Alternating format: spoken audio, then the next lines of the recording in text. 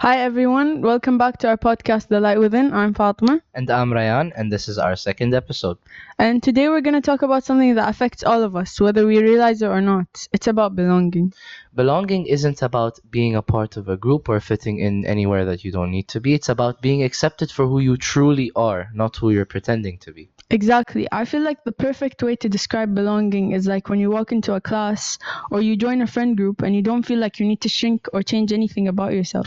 Because when you feel like you belong, it changes everything. You start to participate more. There's that space around you that gives you that opportunity to be yourself. Exactly. When that feeling is missing, school can feel heavy and you can feel invisible. You can feel anxious and you can feel like you're surviving the day other than actually living it.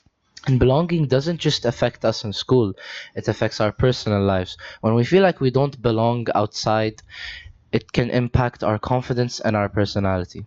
And I feel like a lot of people struggle with belonging, especially people that come from different places and have different backgrounds, cultures, personalities, and interests.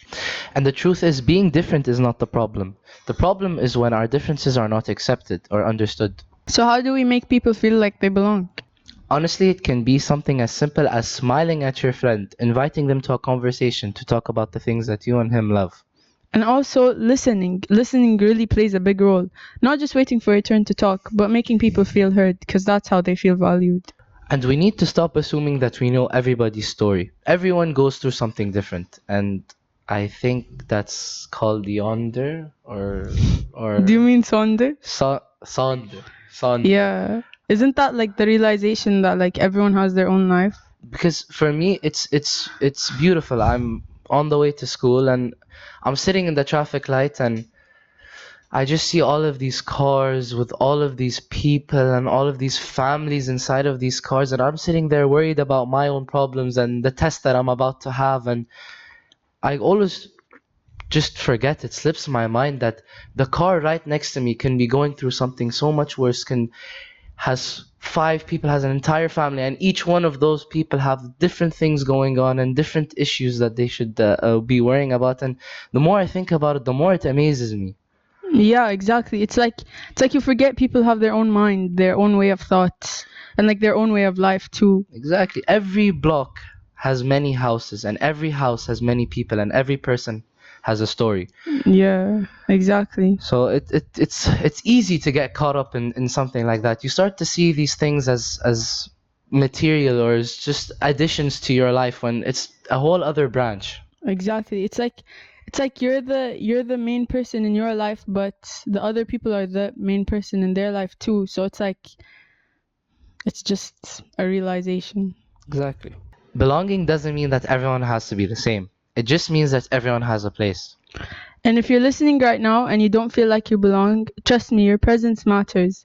You don't have to change to deserve space. And if you feel like you do belong, use that power to help someone else feel like they belong And that's how we keep the light within us. by sharing it with others. And now I would like to invite our guest Zeina Al-Omari, who is in the Student Council and the Head of Student Affairs. Hi Zeina, welcome to our Hi podcast. guys. Welcome, Zeina, welcome. Hi. شلونك? Alhamdulillah, I'm good. So we have a couple of questions for you, and the first one is, do you feel like KAS creates a belonging environment for our students?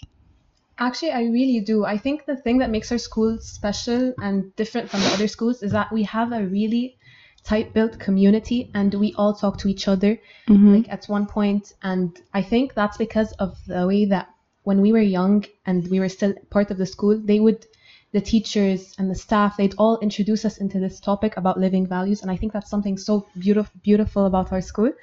And it's really helpful. And I think that's an amazing thing. And yeah, I feel like our school really does have a sense of belonging. Yeah, and I think honestly something that contributes to that as well is that the fact that our school is not that big. Like for example, when I see a kid walking outside, I'm in a mall or anywhere public, and I recognize a kid who's in grade 5, and usually big schools you wouldn't know anyone outside of your own grade. But the fact that I could recognize the face of a kid student in grade 5 just contributes to the whole feeling of being a big family. I know everyone in the school and they know me, and that's beautiful.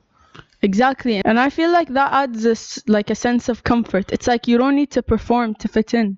Like everyone is on their nature and like Nobody has to change anything about themselves. It's the reason why new students feel so welcome as soon as they join the school. It's like they fit in almost instantly. I feel like it's so easy to join this school and automatically be introduced into new groups because there's so much variety in our classes and in our buildings. There's kids who are in the same class, but they have completely different personalities, and they somehow get along. Yeah. And I think that's amazing, honestly. Yeah, because when you see all these like stereotypes of high school, and honestly, when I was in middle school, and I would watch these movies, and then as cliche and stereotypical as it is, I would see like, okay, there were like the popular table, and then the weird kids and that. But in our school, it's just, I feel like my class is just melded into one group. Exactly, yeah. I feel like there's so many different personalities in our school. Yeah, yet we all get together and we all fit in. So for our second question is that as the student affairs officer in the student council, you have to deal with many grades. You have to deal with elementary all the way up to high school. And I want you to explain to us how do you how does that differ from grade to grade? Honestly, I feel like the issues mostly, I don't know, I feel like in our school, alhamdulillah, there's not many issues about bullying that they come to me about. It's mostly just about like issues they have with studying. But if an elementary student would come up to me, for example, it would be something like, there's this kid that's bothering me, but it's not that serious. I don't know what to do. Should I talk about it? Should I not talk about it?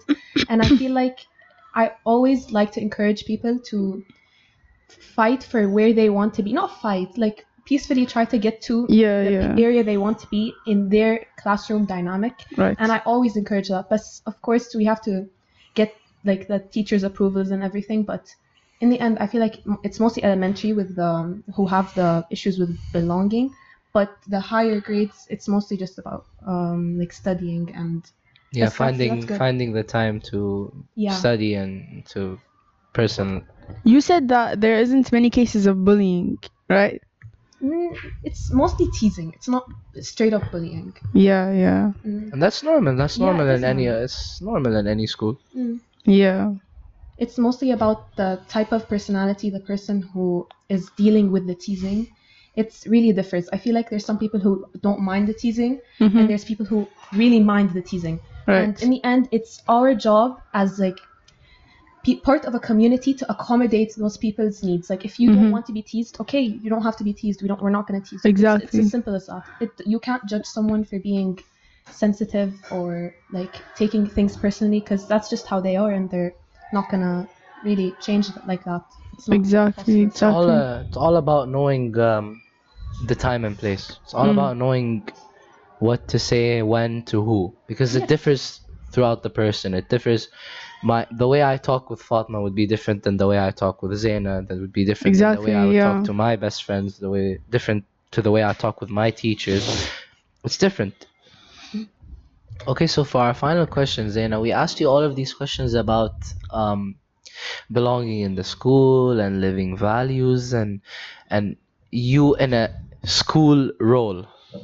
But I want to know, to you, what does it mean to truly belong? I feel like belonging is such a flexible topic because there's so many answers that you could have that could vary from person to person.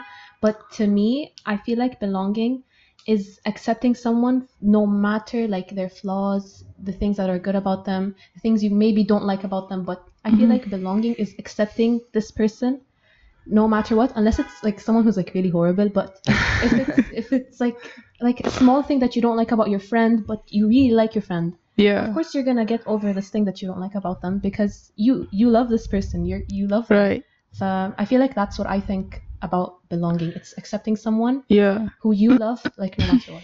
No.